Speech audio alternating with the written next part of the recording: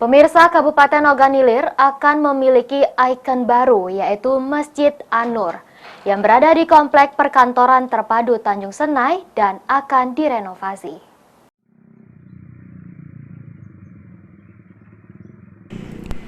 Inilah Masjid Agung An-Nur Tanjung Senai yang akan menjadi ikon baru Kabupaten Ogan Ilir pasca dilakukan renovasi.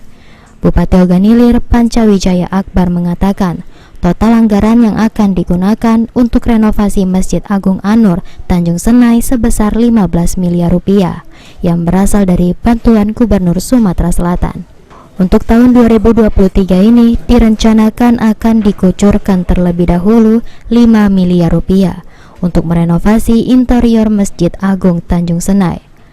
Selain itu juga renovasi direncanakan akan dilakukan pada bagian tempat wudhu masjid yang langsung menghubung ke bagian pelataran masjid. Untuk pertama interior, karena sebenarnya kalau dari perencanaannya sampai dengan pelataran sampai dengan ke depan untuk menunjang aktivitas keagamaan dan juga mempercantik Masjid An-Nur. Dengan dana hibah total 15 miliar rupiah, Masjid An-Nur Tanjung Senai diharapkan akan menjadi ikon baru Kabupaten Ogan Ilir.